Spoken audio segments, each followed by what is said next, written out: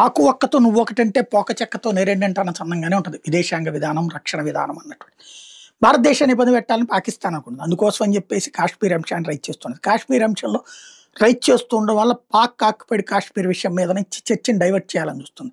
పైగా ఇక్కడ అది ఎల్లవేళలా చర్చల్లో ఉండాలంటే జైషే మహమ్మద్, లష్కర్ ఎ తోయిబాల ఏదైతే హిజ్బుల్ ముజాహిదీన్లో ఎట్లాంటి తీవ్రవాద సంస్థలు పెంచి పోషించి వాళ్ళందరూ కాశ్మీరీ స్వతంత్ర సమరయోధులను ప్రపంచానికి చెప్తూ వాళ్ళు చేసే అరాచకాలకి మద్దతు ఇస్తూ అదేమంటే స్వతంత్ర పోరాటంలో భాగమని చెప్తూ సాగుతూ ఉంటుంది. ఇప్పుడు అదే పరిస్థితి పాకిస్తాన్కి రివర్స్ అవుతుంది. స్వతంత్ర సమరయోధులు అంటూ ఆ దేశం మీద దాడులు చేస్తున్నటువంటి తెహ్రీకి తాలిబాన్ పాకిస్తాన్, దానికి మూలమైనటువంటి తాలిబాన్ల పాలనను ప్రపంచమంతా పక్కన పెడితే మనం మాత్రం వాళ్ళని ఇప్పుడు ప్రోత్సహిస్తున్నాం. కాబూల్లోని భారత సాంకేతిక మిషన్ అన్నటువంటి పేరుతో ఉట్టి కార్యాలయం ఇప్పుడు కాస్త ఇప్పుడు రాయబార కార్యాలయం డిజిగ్నేషన్ ఇస్తున్నాం తాజాగా.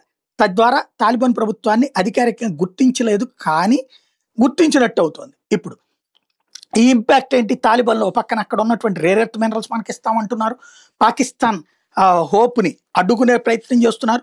ఓవరాల్గా మన శత్రువులుగా ఎవరినన్నా తయారు చేద్దామంటే బంగ్లాదేశ్ని మనకు శత్రువుగా తయారు చేసేటటువంటి ప్రయత్నం, మన మిత్రుడిని శత్రువుగా తయారు చేసే ప్రయత్నంలో పాకిస్తాన్ సక్సెస్ అయితే, పాకిస్తాన్ తయారు చేసి పెంచి పోషించినటువంటి తాలిబాన్ల చేతిలో ఉన్నటువంటి రాజ్యాన్ని మనం రివర్స్లో కొట్టాం.